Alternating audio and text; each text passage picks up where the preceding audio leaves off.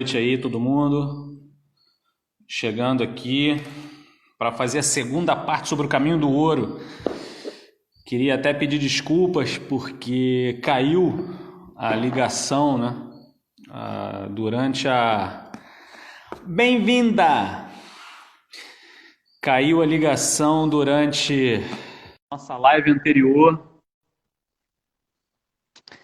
Então a gente vai continuar da live anterior sobre o caminho do ouro. Com Elaine. Fala, menina, tudo bem? Olá, boa noite. Cheguei. Ah, garota.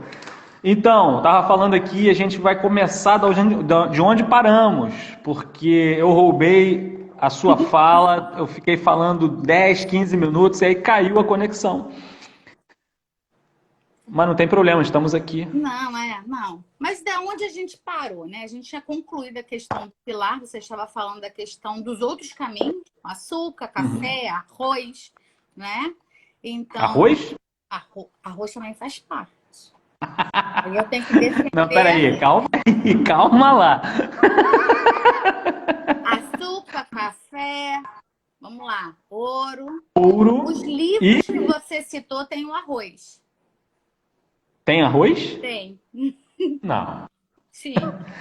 Não tem um livro sobre arroz? Não é sobre o arroz, mas Isso, são 4 sobre as livros. fazendas, exatamente, que faziam essas produções que eram importantes para o abastecimento do Rio de Janeiro. Então era sal, ouro, açúcar e café. Mas aí também a gente tem que puxar o arroz, não esquecer do arroz.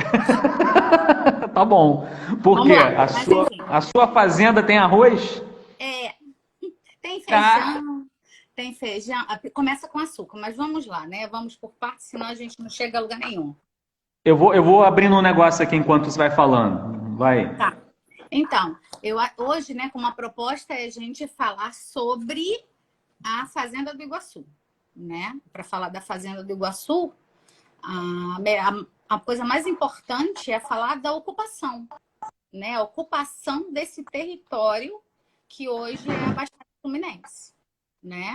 Mas atentando para o foco de Caxias, que é onde fica a fazenda, né? O município, a fazenda hoje, o território é município de Duque de Caxias. Então, enfim, né, a questão de se citar essa questão da ocupação. A gente lembra, né, que a gente já havia comentado, que uma sesmaria foi dada a Cristóvão Monteiro, né, e todo esse território saiu a partir daí, então. Então, vamos lá. Em 1565, Cristóvão Monteiro recebe das mãos de Estácio de Sá essa sesmaria, né, que tem um território. Em 1567, ele recebe de Mendes de Sá mais uma porção de terra e é reafirmada essa sesmaria nesse documento também, né? Então, isso eu vou falar rapidamente, tá? Para a gente chegar até os beneditinos. Com o falecimento de Cristóvão Monteiro em 1574, né? A esposa dele, em 1577, começa a dominar, né? Ela que responde pelas terras. Né? Então, vamos a isso só para a gente dizer por que vai sumir, né? A gente vai começar a falar da esposa do Cristóvão Monteiro, que é a dona Marquesa Ferreira. Marquesa é nome, não é título, tá? O nome dela era esse mesmo, Dona Marquesa Ferreira. Tá? Então, ela que vai começar a partir daí fazer elas e seus herdeiros, que eram 4 filhos. Né? Eles vão vendendo e doando parte dessas terras para o Mosteiro de São Bento, do Rio de Janeiro. Os beneditinos compram em 1591 a primeira porção, que são 1000 braças, que, assim, equivalente a quase 2 quilômetros, né, de terra, quase, é 1.800, bem quebradinho, essas 1000 braças de terra, que é a primeira compra, de fato, que os beneditinos O fazem. que é uma braça? Que é uma braça de terra, é medida mesmo aquilo que eu falei, né? Que seria equivalente... Como é que mede uma braça? Braça de ferro, de terra. Como mede? Como mede?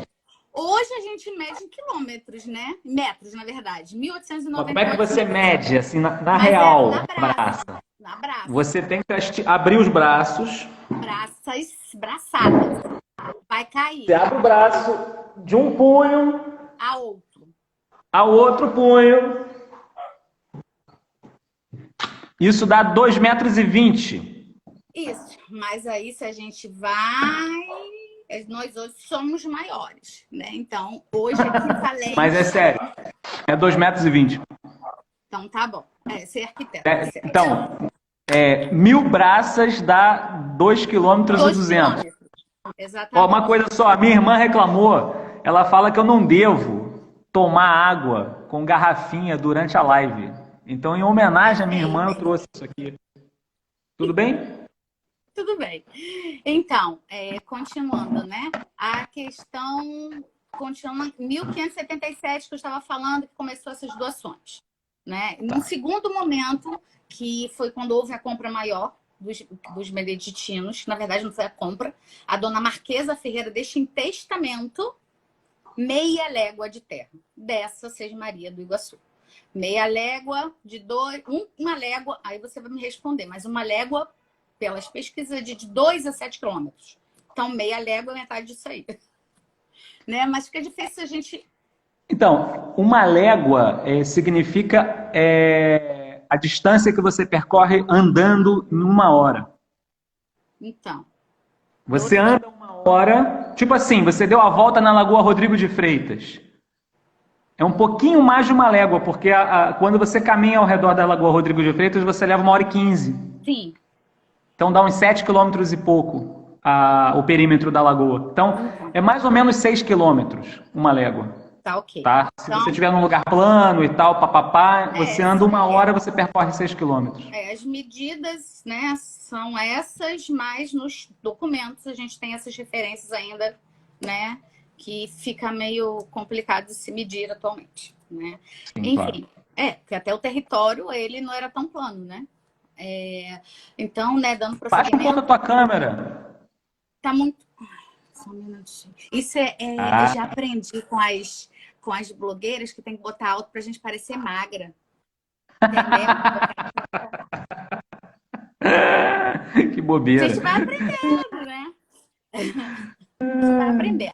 Então, essas doações e essas compras aconteceram pelos beneditinos até 1696.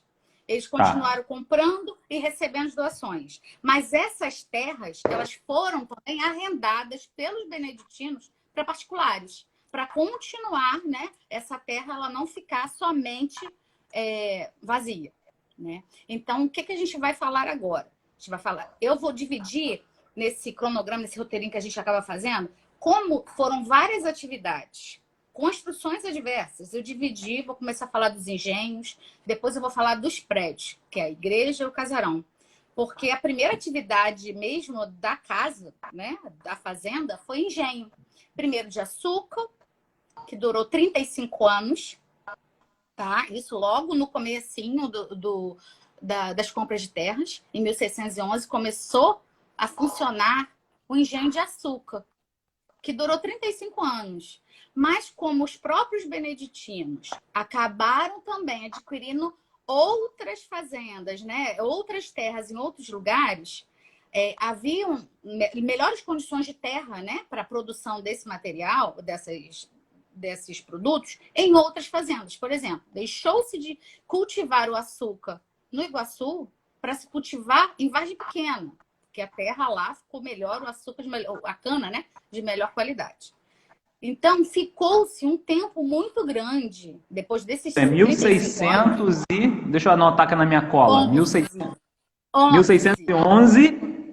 Começou a produção agrícola no local, né? Até 1646. 35 anos. Então, aí ficou-se um tempo muito grande sem funcionar um novo cultivo, né? Ter novas produções. A terra ficou somente para mesmo servindo de pasto. Mas 1703 se deu início à plantação de mandioca. Que aí vai surgir, né, a farinha, que dizia que era de boa qualidade, o feijão e a própria carne desses animais que eram criados lá por muito tempo, né? Como eu falei, era só de pastos mesmo. Então, aí, se a gente deve dizer a importância desses engenhos, principalmente da produção de mandioca, do feijão que era plantado lá e das carnes, que durante a invasão francesa, né, 1711, a fazenda abasteceu tropas e, além de acolher, tá, ela também hospedou tropas vindas de Minas e abasteceu tropas com essa produção também, né? Uhum. Então, assim, a gente deu para ser rápido assim, essa questão do engenho, mas eles também não eram só engenho, eles também tinham uma olaria no local.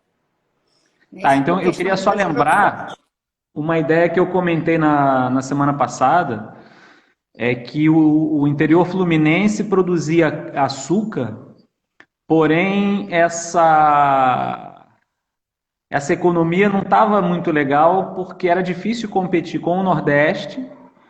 E posteriormente, quando os holandeses começaram a produzir açúcar nas Antilhas, e o preço foi lá embaixo, então realmente não dava muito lucro o açúcar. Por isso que os engenhos foram sendo substituídos por produção de alimentos, justamente para dar suporte àquelas pessoas que iam para Minas.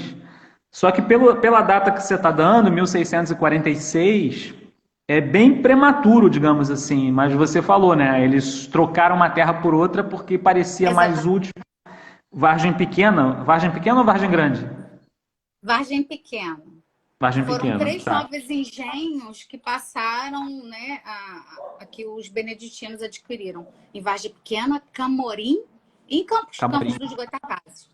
Né? Tá. Então, mas a de açúcar especificamente passou para a Vargem Pequena. Eu desconheço quais produções tinham nessas 2 outras fazendas. Agora tem um detalhe aí também, o que acontece? A Câmara ou o governador, ele dava Sesmarias dentro de um raio de distância da cidade. Campos de Goytacazes é longe demais. Quer dizer, Campos já é outra cidade propriamente, né? Sim. Então os Mas beneditinos... é citado, né? É citado, a questão é que essa fazenda é citada nos documentos que o Dom Clemente Nigra deixou, né? Que exatamente passou-se a produzir, plantar nessas 3 fazendas. Não tem exatamente a ver com a Sesmaria, mas sim nessas outras 3 fazendas, essas plantações. Entendeu? Tá bom. Tá?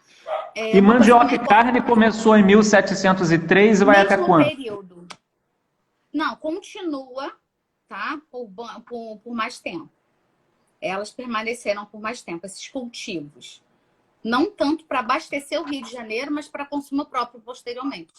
Entendeu? Ela teve essa importância. A partir de 1703 em diante.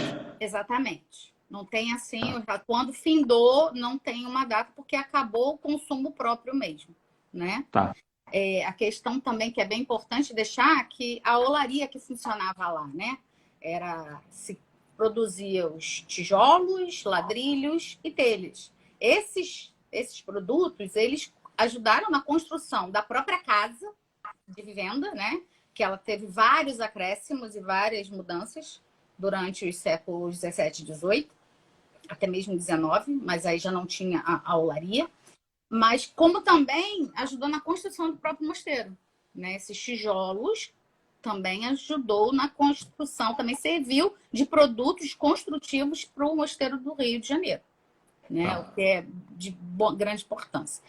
Agora, eu vou falar das 2 construções. A gente começa pela construção da igreja, né? Que é o que se constrói, que foi construído primeiramente. Quer dizer, que eu digo assim, de uma construção mesmo, né? Porque eles fizeram anteriormente uma casa de vivenda só para os administradores da fazenda permanecerem lá, mas uma construção, de fato, foi a capela, né? Que já começou em 1645 e entre 1645 e 1648, né? Essa capela, ela teve uma primeira dedicação à Nossa Senhora da Purificação, né? Mas em 1695, o abade Frei João de Santana Monteiro, ele erege a Irmandade Nossa Senhora do Rosário e dos Homens Pretos na igreja. E decide, né, obviamente, fazer a modificação do horário. A imagem de Nossa Senhora da Purificação permanece na igreja por muito tempo, tá? Porque só foi feito uma encomenda já em meados do século XVIII, da nova padroeira, né? De Nossa Senhora do Rosário, que, graças a Deus, essa imagem permanece. Boa, é o que a gente pode dizer que a diocese tem, né? Que todo o acervo do São Bento, que era da capela, se permanece. Nada foi perdido. Foi o que, quando os beneditinos tiveram, né, que ir embora, eles levaram a imagem de Nossa Senhora da Purificação e de Santa Gertrude, que era também pertencia lá, né? Fazia parte do acervo. Então, o que é bem importante é isso, essa modificação. E a imagem de Nossa Senhora do Rosário, ela é atribuída a Simão da Cunha. Bem como, aí eu não vou afirmar que é a construção, porque nos livros dos construtores, né, o Dom Clemente, ele cita que Simão da Cunha foi responsável pela colocação do altar. Ele não diz que ele foi o executor também.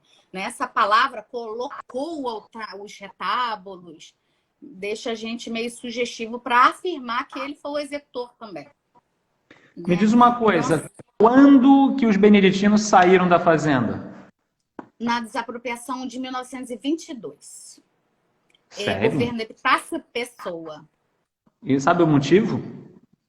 Sim, foi desapropriação do governo federal que retirou as terras daquele espaço. Não foi só ali, tá? Não foi só o São Bento, foi quase boa parte, teve outros bairros, né, de Caxias, que houve essa desapropriação, que foi passado para a empresa Melhoramentos, se eu não me engano é esse mesmo, que tinha fins para produção mesmo agrícola, entendeu? Mas aí ali ela servia mais para atender os funcionários e guardar equipamentos.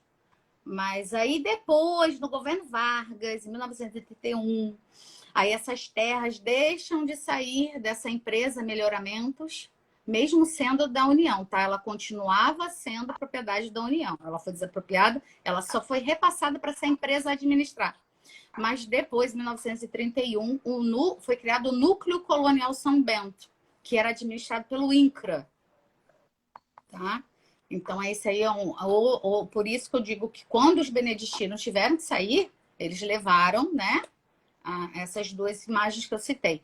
Mas é importante também falar que na igreja, no altar-mor, né, tinha a imagem da padroeira, do patriarca, São Bento, e de Santo Escolástico. E que essa imagem do São Bento, né, é atribuída a José da Conceição, porque foi pedido pelo Frei, agora eu não me lembro, recordo o nome, 5 imagens de São Bento, idênticas para as 5 fazendas que eles tinham. Isso no século XVIII, né? Então, aí nos retábulos laterais, a gente tinha Santana e Santa Gertrudes. Quando eles foram embora, levaram a Gertrudes e a Nossa Senhora da Purificação. Essas duas imagens, hoje, está no mosteiro, a Nossa Senhora da Purificação está no claustro, e a Gertrudes, eu tive acesso, né? O Dom Mauro permitiu que a gente pudesse vê-las, e eu não me lembro ao certo, mas não está no claustro, está em algum outro cômodo, que lindíssimas duas, por sinal. Né? Assim, é importante a gente, né, com toda a história que a Diocese de Caxias sofre, assim, com essas questões dos furtos, São Bento é agraciada com ter todo o seu acervo. Né? Porque mesmo que essas duas que não está com posse da gente, mas ela está também no dono dela, né? Que era o mosteiro. Né? Então, eu vou continuar falando que eu acho que é importante também frisar essa questão, que a igreja, hoje, tanto o casarão quanto a igreja, elas estão passando por restauração, né? Está no processo de restauração, como a igreja do Pilar. Mas a capela, ela tinha a função também, assim como o Pilar, em funcionamento. Ela tinha a sua vida religiosa em pleno vapor. Né? Hoje, a comunidade, né, que frequentava lá, eles usam espaço dentro de uma casa, que é a Casa de Retiro São Francisco, que fica nesse território dessa casa, tá? Da fazenda. É uma construção nova, da década de 50, mas faz parte do complexo. entendeu? Assim, e a comunidade usa esse espaço hoje, né? Então, assim, dando continuidade à questão da construção, né, do Mais casarão. rapidinho. Pode falar. Tá tendo duas restaurações, então. Caxias, nos dois bens que são tombados a nível federal, estão passando por restauração. Sendo Então que tá o Pilar restaurando o Pilar, iniciou que vai ficar pronto em dezembro, e você vai fazer a festa da comieira com a gente em janeiro. isso. E E o tá tendo São a Bento, restauração da fazenda São Bento do até... Iguaçu, né? O complexo, que é a capela e o casarão. É assim que, né, a gente acaba. Sim. E vai. Na verdade, ela paralisou, vai retornar agora e tem 6 meses para terminar, né? Teve que paralisar por conta de alguns problemas que aconteceram na própria obra, teve que dar uma paralisadinha, mas já vai iniciar, já está tudo. Que é a mesma empresa que está fazendo Pilar, que é a Estúdio G. Então, em 6 meses, é o cronograma de obra, né? Que já está publicado. Eles têm esse restante, que até 6 meses, a gente está em agosto, janeiro também, né? Aí são os dois bens vão ser entregues juntos. Né? Então, isso que é bem O interessante. Pedro tá aqui fazendo tietagem com você. Quem? Pedro. Ah, tá. É o seminarista. Falando É o seminarista que acompanha a saca. a nossa especialista. Ai, obrigada, Certo. Pedro. E Então, aí? também assim, é importante, eu havia me esquecido, mas é bom tocar nesse assunto, que a capela, né, no período que a gente estava citando, ela agregada, ela era subordinada, né, à igreja de Nossa Senhora da Piedade do Iguaçu, aquela que hoje só tem aquela torre, né, se restou, porque a capelinha, né, da fazenda, ela tinha uma vida da comunidade. Ela realizava os batizados, casamentos, enterramentos. Ela tinha uma vida com essa comunidade que vivia o seu entorno, né? Mas ela era subordinada à freguesia de Santo Antônio de Jacutinga, mas também que foi criada bem depois de toda essa construção, né?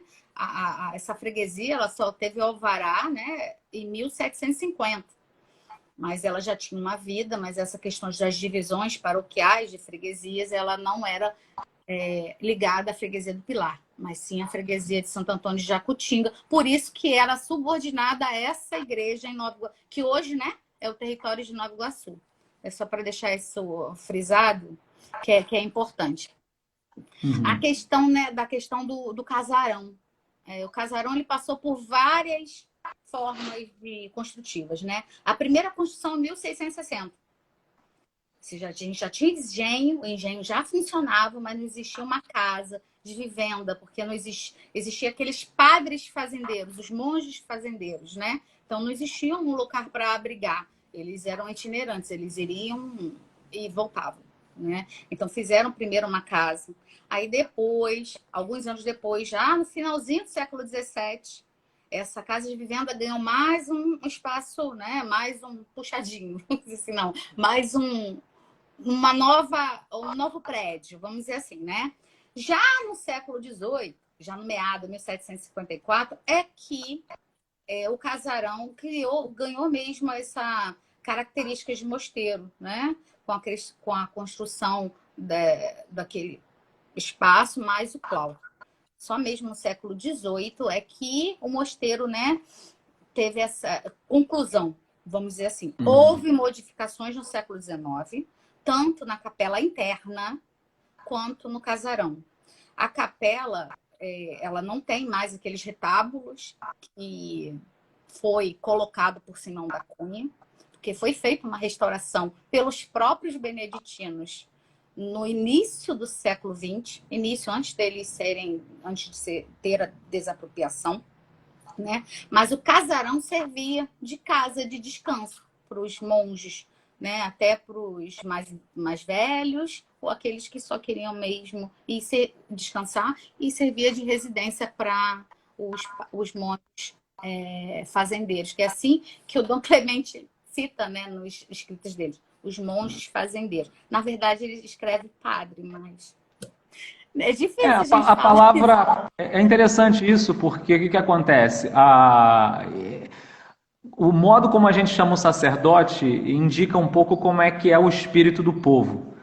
Por exemplo, em Portugal, os sacerdotes são chamados de doutores. Na França, é chamado de cura. Então, repara, para o português, chamar um sacerdote de doutor, você no fundo está dando a entender que o sacerdote é um homem letrado, é um homem que estudou. No caso da França, que chama o sacerdote de cura, está dando a entender que o sacerdote é um médico, ele vai curar a alma através do sacramento da penitência. No Brasil, o costume aqui é chamar de padre o sacerdote. E padre tem uma conotação de paternidade espiritual, mas isso não é próprio do sacerdócio, isso é próprio da vida religiosa. Na verdade, a cultura católica brasileira ela é muito marcada pela presença de religiosos, ou seja, de pessoas que fizeram votos, de pessoas que abraçaram uma regra de determinada congregação ou de determinada ordem religiosa. Os sacerdotes seculares, ou seja, os sacerdotes que estão encardinados em dioceses, eles não são religiosos. Eles são sacerdotes seculares, sacerdotes do mundo. Eles não têm votos, não tem nada disso. O sacerdote ele trabalha para a diocese sob a autoridade do seu bispo, ponto, né? Mas, como eu falava, aqui no Brasil, até porque era uma terra de missão, muitos religiosos vieram para cá. E, então isso, beneditinos, carmelitas, jesuítas, franciscanos. Então o Brasil ele tem um toque religioso na sua forma de encarar a igreja. Mas isso é um problema até do ponto de vista assim, da própria compreensão do que é a igreja. Por um lado, o próprio rei de Portugal ele começou a trabalhar contra os religiosos a partir de determinado momento. Porque, vejam só, os sacerdotes seculares eles eram funcionários públicos do reino português. Então, era mais fácil para o reino, para a coroa, lidar com sacerdotes seculares que recebiam o salário do governo do que lidar com sacerdotes religiosos que não estavam ligados ao governo. Por isso que o reino, a coroa portuguesa, proibiu a presença de religiosos no interior do Brasil. Por isso que os jesuítas foram expulsos do Brasil. Havia uma série de limitações para a vida religiosa. Teve um momento que se proibiram as vocações religiosas, se proibiu dar doações aos religiosos, porque se via na vida religiosa um perigo para a economia, uma forma da Igreja do Brasil funcionar mais unida a Roma do que unida à coroa. Então, houve uma valorização do sacerdócio secular em detrimento do sacerdócio regular, daqueles que seguiam as regras das suas ordens. Então, o que aconteceu? Escassez de clero, porque não havia tantos sacerdotes seculares no Brasil, e com a expulsão de religiosos, o que ocorreu é que os leigos tiveram que se virar. Por isso que havia tantas irmandades. Era uma forma dos leigos se auto-organizarem, dos leigos terem as suas igrejas e fazerem as suas devoções, apesar de não haver clero suficiente para isso, né? Então, é um problema da Igreja do Brasil muito complicado que só foi ser resolvido com a República, porque com a separação entre Igreja e Estado, pela primeira vez a Igreja no Brasil pôde se auto-organizar sem ingerências do Estado. Muitas vezes o pessoal apresenta essa história ao contrário, como se a igreja tivesse se valido do Estado para brilhar. A bem da verdade, a igreja no Brasil só teve o seu boom no momento em que o Estado saiu de cima dela. Foi exatamente o contrário. Então, o problema todo do padroado, que é esse direito que o rei tinha de nomear os bispos e os párocos, isso daí foi uma faca de dois gumes, o tiro estava saindo pela culatra.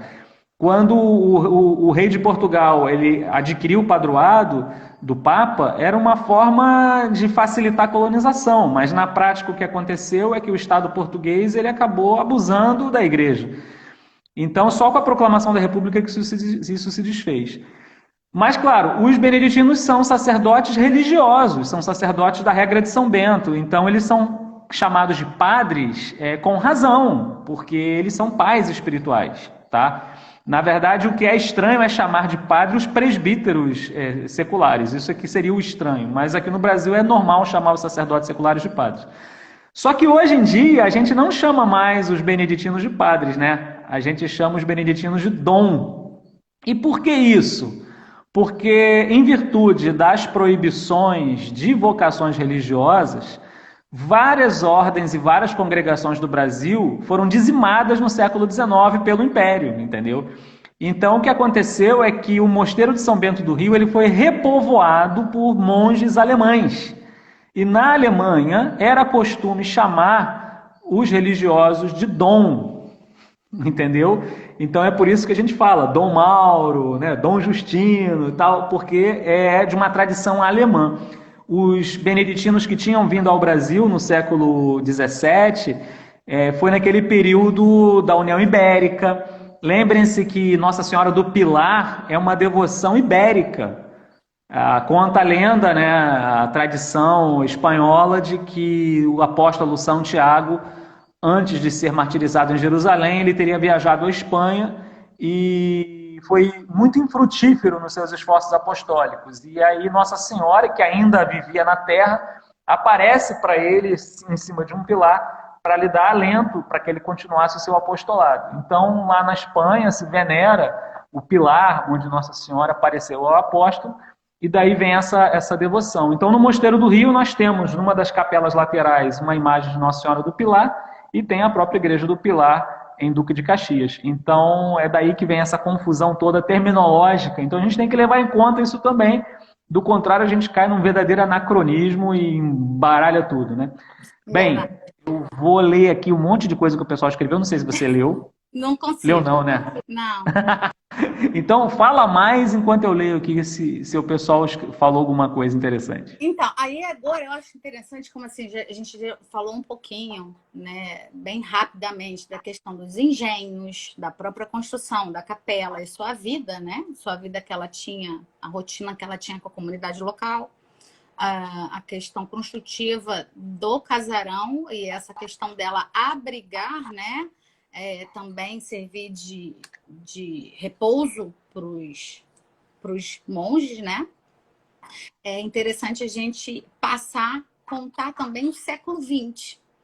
Porque mesmo, né, assim, relembrando, porque eu estou vendo que pessoas entraram agora, eu vou relembrar essa questão para a gente continuar nessa questão do século XX, né, que já no início, né, em 1922, aí eu volto, né, que é um ano, né, que engraçado, é um ano tão importante para o Rio de Janeiro, para o município, para o Rio de Janeiro não, né, para a questão para o Brasil, que é a questão de São Paulo, da Semana de Arte Moderna, enfim, né, essa questão da desapropriação, né, os beneditinos tiveram suas terras desapropriadas pela própria União, e foi passado para a empresa Melhoramentos, que tinha a função de cultivo dessas terras, né? Mas a própria sede da fazenda ela só servia mesmo para abrigar os funcionários e fazer a guarda, né, dos equipamentos.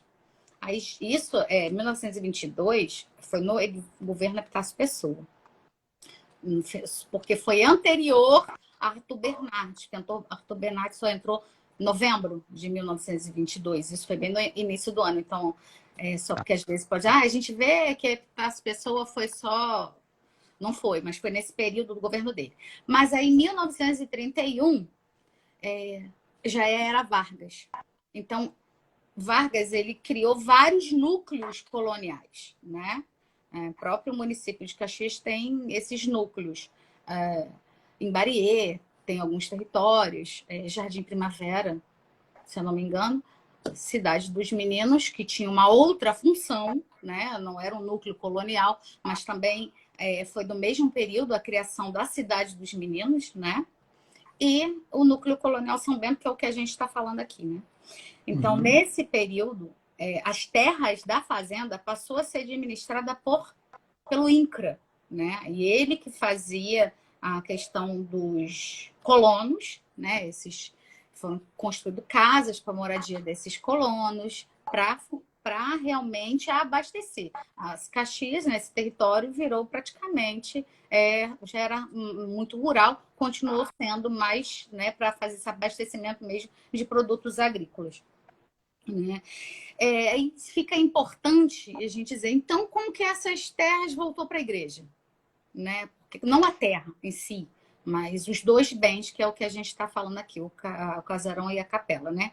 Em 1955, faleceu em 2012, até bem recente, se a gente pensar assim, um monge, Dom Odilon Moura. Dom Odilon, Odilon, não é Odilon, é Odilão. Odilão. Odilão. Ele foi um sacerdote, né, que acompanhou. Ele era da agregada diocese de Petrópolis, né? Ele tinha suas funções muito respondidas diretamente à diocese de Petrópolis por conta do território, né, de Duque de Caxias, que era subordinada ainda à diocese de Petrópolis. Então, muitos documentos que Dom Odilão mantinha, né, com a diocese, de Petrópolis, a gente pode acompanhar o que aconteceu de fato, né? Então, ele escreveu muitas cartas, muitos ofícios solicitando ao INCRA que desse a fazenda e a capela para a diocese de Petrópolis administrar. Né? Isso demorou uns 2 anos, foi atendida a solicitação dele, né? Então, foi-se dado um termo de comodato, né, para a diocese de Petrópolis, que posteriormente, quando foi criada em 1981, a diocese de Caxias, passou-se esse comodato para a diocese de Caxias, né? Então, assim, a gente dizer a importância que o Dom Odilão teve para que esses dois complexos hoje eles esteja de pé ainda, porque a gente não poderia dizer, depois de mais de 70 anos, que se não tivesse o poder da igreja, se poderia estar de pé. Isso a gente não pode afirmar. Né? E a importância que Dom Odilão, a gente continua. Por quê? Tudo bem, veio para a igreja. Só se fez uso da capela? Se fazia uso da capela, mas e o casarão? Em 1959, foi criado o Patronato São Bento, que no espaço do casarão se assistiam crianças carentes, se davam assistência, né, a crianças carentes. Esse patronato, né, existiu até 1981, comecinho da década de 80, tá? E que secretário, eu estou querendo me lembrar, ele ficou 10 anos como secretário. Dom Odilão continuou ainda até 1969 como secretário, o grande responsável por manter aquilo funcionando por bom tempo, né? Da sua estrutura. Foi ele que criou o estatuto de funcionamento, ele que criou todas as diretrizes desse patronato que funcionou no casarão. Elaine, só uma dúvida. Você comentou que de 31 a 57, mais ou menos, o INCRA era o dono do pedaço. Ele ainda é. Hã? Ele ainda é, porque todo o território que foi núcleo colonial, terra, ainda é da União. Tá, mas quer dizer, quem que cuidava da capela? Os beneditinos permaneciam? Faziam uso à comunidade do núcleo, faziam uso da capela. Só isso. Só. Só. E o casarão nessa altura era o quê? Você lembra? Nada. Nada. Não. Tá. Não era nada. Ele ficou lá fechadinho, né? Não tem esse registro de atividades. Ele era usado no período só de 22 a 31 pela melhoramentos. Depois, não. O núcleo colonial não usou o casarão. Né? Entendeu? Então, aí isso que, dando continuidade, como eu estava falando, a questão daquele espaço que hoje tem o casarão e a capela, tem outros prédios que são recentes, mas fazem parte do complexo, porque tem atividades da igreja, né, da Diocese de Duque de Caxias. Existe a Casa de Retiro, São Francisco, que é bem no fundo do terreno, que foi uma construção, como eu falei, da década de 50, bem quase próximo da construção do patronato, mas é uma construção também que foi aumentada com o tempo, né? Era uma parte, depois, conforme a necessidade do povo vai aumentando, então foi criado. Hoje está nesse mesmo espaço também funciona uma casa de reabilitação, é uma outra construção, que o terreno é bem amplo, né? Numa outra construção que também foi feita, funciona a Casa de Recuperação Maranatá, né? Para homens, né? Para homens. A própria Diocese também tem outro centro de recuperação para mulheres que fica em outro endereço, mas lá é só o masculino, né? Então, assim, só para dizer que o patrimônio, ele está ali presente, mas ele tem uma vida, né, com a necessidade da população local. Por exemplo, tem esse centro de recuperação, tem a própria casa de retiro, né, que precisa de um lugar mais silencioso, né? A Diocese ela tem espaços. Duque de Caxias é um município muito grande, é um município que tem bastante locais de verdes mais afastados, mas ali é um local que era nosso, né? Que é nosso. Então foi construído essa casa de retiro, que é um lugar mais silencioso mesmo, bem propício. Então, claro, né, que desde a pandemia ela não funciona, ela está também restrita, mas sempre funcionou, sempre, toda semana vem pessoas de fora, né, que também acabam usando a casa. Né, é bem muito interessante. E aí a gente pode partir para as partes das restaurações, se é interessante falar nisso, né? Porque, como eu estava falando, né, o bem, tanto a Igreja do Pilar como o Casarão e a Capela, elas são tombadas pelo IPHAN, né? Tiveram seu tombamento. O Pilar, em 1938, ao Casarão e a Capela, justamente no período em que Dom Odilão fazia esses questionamentos de querer repatriação, se pode dizer assim, dos dois bens para a Igreja, que foi 10 de julho de 1957. Né, que é esse tombamento. Então, a gente já tem uma primeira restauração a partir, aí eu digo restauração, que houve obras que foram feitas, como eu fui falando, né, pelos séculos, pelas décadas, pelos beneditinos, mas restauração patrocinada pelo governo federal, a primeira foi em 1959. Aí a gente tem outras mais pontuais, né, um problema aqui no telhado, um problema de derrubar uma parede que não era original, que foi feita no patronato para criar quartos para as crianças, né? Quartos e salas, refeitórios. Então, houve uma modificação interna. Então, em 59 acontece a primeira restauração, que é o mesmo ano que é criado o patronato. Depois, no finalzinho da década de 60, se faz uma restauração do telhado. E da década de 70, 80, restaurações pontuais. Então, a gente fica um tempo sem nenhum tipo de obra e problemas acontecem, o telhado cai no finalzinho da década de 90 da capela. Aí, no ano de 2002, é feito essa restauração, né, do telhado da capela.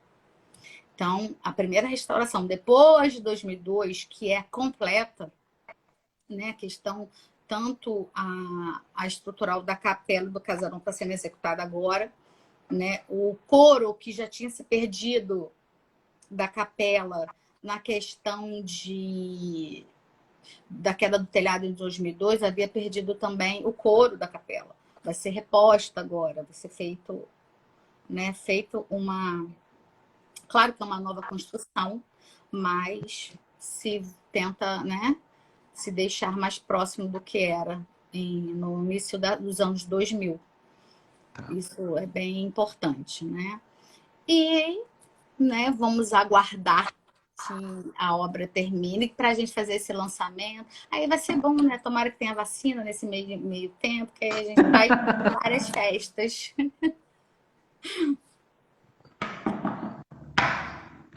E então,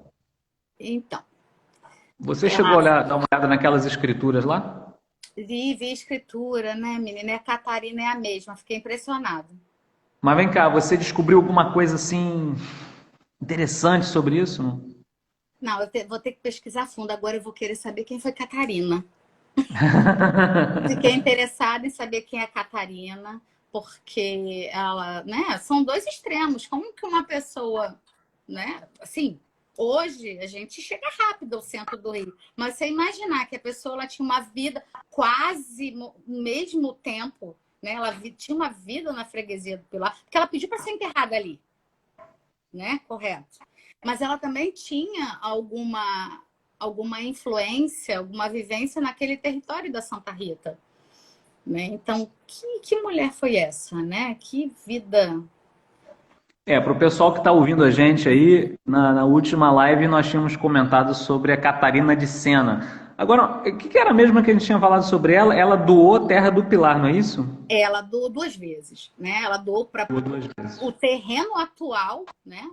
O terreno que hoje está a Igreja do Pilar, né? Porque, como falei, né? E depois ela doou terras para a Irmandade do Pilar, em 2 momentos, bem no século 1702. Então, pessoal, eu queria dar essa dica aí para a galera que gosta de história, que quer fazer pesquisa. Pesquisa, não é ler livro, é ler documento. Entra no site do Maurício Abreu, do geógrafo Maurício Abreu, mauricioabreu.com/escrituras. Nesse site vocês podem fazer busca por escrituras fundiárias do Recôncavo da Guanabara, tá? Até a data de 1828, se não me engano, 26 por aí, tá? Aí eu separei aqui algumas escrituras para ler para vocês. Vocês têm um pouco de noção do que eu estou falando. Então, por exemplo,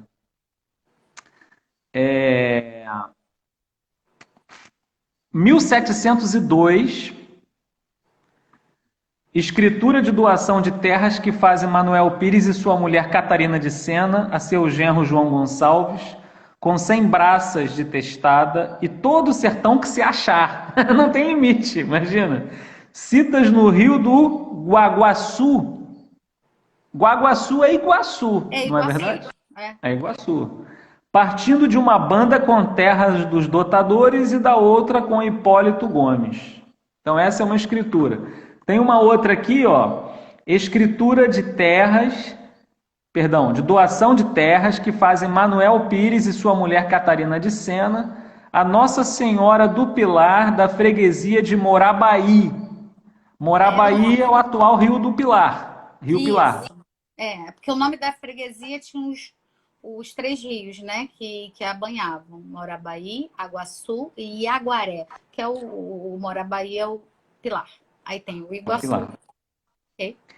Aí diz aqui que são 75 braças de testada e 300 braças de sertão. Citas no rio Morabaí, comprada Domingos da Costa. Reservam para si 8 braças e meias no Porto Beira Rio, cortando do pé do outeiro da igreja, adiante da pedra. A pedra está lá, não? E eu acho que eu vou ter que fazer essa medida para ver se a pedra está lá ainda. É muito engraçado, cara. Por um caminho travesso que vai para a casa de José Ramos, onde meter um marco de pedra no fim e princípio das ditas 8 braças e meia, até o rio, ficando toda mais terra para Nossa Senhora do Pilar. É muito legal, né, a forma de descrever. E a última que eu gostaria de ler que eu acho que é uma escritura interessante, porque fala sobre a separação de bens, né, do casal. Então fala aqui, escritura de contrato de casamento que fazem entre si Francisco de Lima e Catarina de Sena. Estavam contratados da forma seguinte, que os bens que hoje cada um possui se manterão distintos, pertencentes a cada um isoladamente. Ou seja, ela não deixava o cara botar a mão na grana dela, entendeu? Viu? Não falei, é por isso que eu quero saber quem foi essa mulher, ela era esperta. Pô, essa daí não é mole não, né? E ela tinha muitas posses, né? Aí fala assim, o noivo declara que possui 300 braças de terra de testada e 700 de sertão e Caricambabo. Sabe onde é isso? Caricambabo? Estranho, né? Pelo que eu li, porque eu li o Ah, documento, me pareceu mais próximo de Capivari, ah, mas é? não sei. Pode ser, o nome soa, né? Entendeu? Pode ser, porque Capivari é bem próximo, né? Sim. Do Pilar. Aí fala assim: outra data de terras com 187 braças de testada e uma légua de sertão no rio Aguaçu. Aguaçu. Duas moradinhas de casas de taipa de mão cita na Rua dos Escrivães. A Rua dos Escrivães, eu agora não me lembro direito. Eu não lembro se é Teófilo Otoni, acho que não. Ou é a Rua dos Pescadores, que é a atual Viscondinha 1. É uma dessas aí. Quer dizer, ela, a Catarina de Sena, ela realmente morou muito perto da igreja de Santa Rita e ela que vai doar o lote para fazer a instalação da Irmandade de Santa Rita ao lado da igreja, tá? Aí também acrescenta 32 escravos entre machos e fêmeas, pequenos e grandes, alguns trastes de casa de pouco valor. A noiva declara possuir uma sorte de terras com 300 braças de testada e meia légua de sertão citas em Capibari, nas É quais tem essa que eu achei que fosse benfeitorias. Capivari. Ah, é Capivari. certamente, É certamente. essa que eu achei isso. Mas a do noivo tá meio estranho de descobrir onde é, né? Uma morada de casas de taipa de mão citas na Rua dos Escrivães, 16 escravos de serviço. Cara, olha só, sem brincadeira. Você ter 50 escravos, aquilo ali já era um plantel generoso para você ter numa terra de uma fazenda. Você ter 16 escravos de serviço significa que a pessoa tem muito dinheiro. É um pouco anormal isso. Certamente ela teria alguns na casa dela, outros na chácara, na fazenda. E isso que você perguntou, Elaine, quer dizer, como é que ela tem essa vida de morar na cidade, morar no Pilar? É que, na verdade, ela pegava um barco, fazia 2 horas de barco para dentro da Baía de Guanabara, ou até mais, 3 horas de barco, não sei. Não sei se demorava tanto. Eu estou imaginando Paquetá, né? Paquetá leva 1 hora e é motor. Naquela época não era por aí o lance. E ela chegava no Pilar de barco, ok? Então ela tinha essa possibilidade, sei lá, passar a semana no Rio, fim de semana lá. E aí ela fala que tem também uns brincos grandes de ouro e trastes de casa. Muito legal, né? Então fica aí, pessoal, como sugestão, mauricioabreu.com.br/escrituras. Vocês podem procurar, vocês encontram essas escrituras bem legal para ter informação assim inédita, né, sobre essas pessoas que estavam envolvidas aí. Olha só, tem várias perguntas acontecendo. Por Eu achei exemplo, interessante uma que eu li, mas já há notícias de percebi. restauração das outras capelas coloniais do Duque de Caxias? É essa daí que eu li. Então, as outras igrejas, o que que acontece? Elas não são tombadas pelo IFAM, tá? O que são essas duas outras capelas? A Nossa Senhora do Rosário na Taquara, né? E a Santa Terezinha, que anteriormente, assim, né? Ela era São João Batista do Tararaiponga. Essas duas igrejas, elas não têm tombamento federal e a própria comunidade, né, a própria paróquia conseguem manter elas pelo menos o exterior, né, porque o interior já não era mesmo, mas assim o prédio ele está tudo bonitinho, tudo direitinho. Essas são as duas que são outras, né, que a diocese tem. Uhum. Restaurações mesmo, assim, de igrejas mais antigas são essas duas, de São Bento e do Pilar. Me diz uma coisa, você falou do IFAM, mas essas igrejas não são tombadas Nem pelo... pelo INEPAC, não. e nem pelo município? Também não. Nem pelo município. Tá. Tá? Mas elas conseguem se manter, são igrejas que estão em bom estado. Esteticamente, né? O externo dela está ainda quase próximo do original. Né? Porque a própria igreja de Santa Terezinha, eu estou olhando o tempo, a própria igreja da Santa Terezinha, que foi uma construção que a original, que era como eu falei, São João Batista, ela estava em ruínas, mas assim, em ruínas internas. Ela tinha, só não tinha teto, mas a estrutura, né, das paredes estavam boas. Então, ou os freis que foram os que tomavam conta daquele espaço, os freios franciscanos, eles construíram a partir dali. Então, eles aproveitaram as paredes antigas. A da Taquara, não. A da Taquara não houve nenhum tipo, ela não chegou em nenhum momento a ficar arruinada, né? Ela só se manteve, né? E atualmente ela se mantém. A gente também tem uma outra igreja que também é de importância, que é em São João de Meriti, que é a Diocese de Caxias, são esses dois municípios, né? Diocese de Duque de Caxias é São João de Meriti e Duque de Caxias, que é a matriz de São João Batista. É uma construção bem interessante, né? Que também passou por várias, também não tem nenhum tipo de tombamento, nem estadual, nem municipal. E mantém uma estética muito bonita. E ela tem, assim, coisas importantes, que é uma pia batismal, que foi doada pela Princesa Isabel. Então, assim, tem algumas coisas bem interessantes nessa igreja também. Né? Que legal. Olha só, Elaine, tem outras coisas que o pessoal escreveu aqui. Primeiro que o Léo Crivano fez várias precisões interessantíssimas. Quem? Ele falou, o Leonardo Crivano, ele falou aqui, por exemplo, que na França a coisa de chamar os sacerdotes de cura é mais quando fala em terceira pessoa, que quando se dirige diretamente ao sacerdote se chama de père, de padre, né? Então nesse ponto é parecido com a gente. Depois ele brincou aqui dizendo que não é um pacto de separação de bens, mas é pré-nupcial.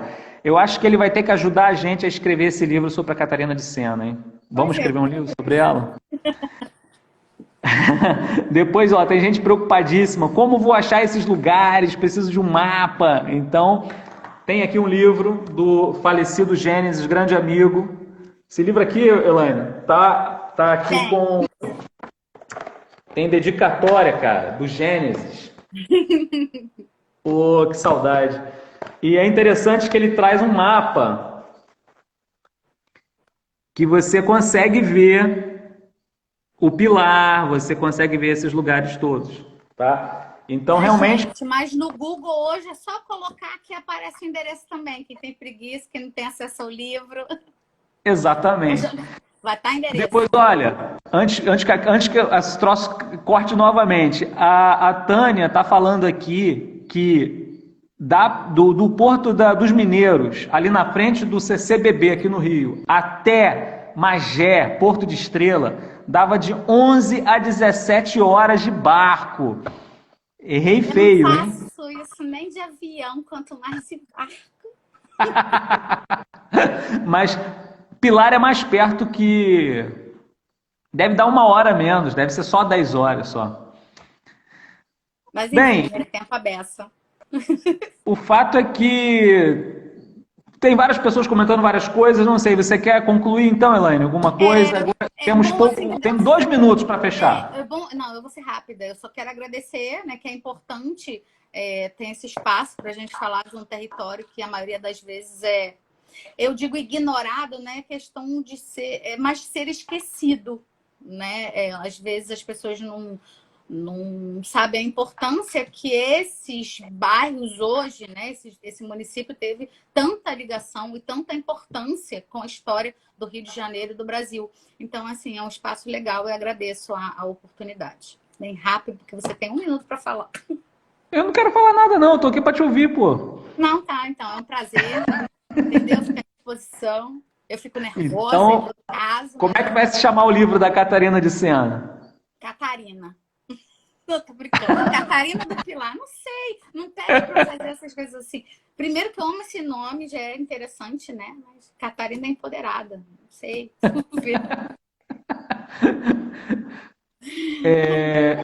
Peraí. A Tânia está se corrigindo. Ela está dizendo que você saía às 11 da manhã do Porto dos Mineiros e chegava às 5 da tarde em Magé.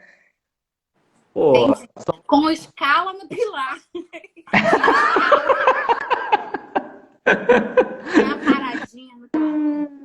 Olha aqui, ó, o Léo tá sugerindo um título. Não trate como fornalha quem te trata como Catarina.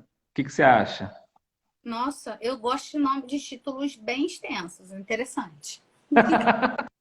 Bem, galera, brigadíssimo. Elaine, beijão, valeu mesmo. A gente se vê. Tchau, tchau. Tchau.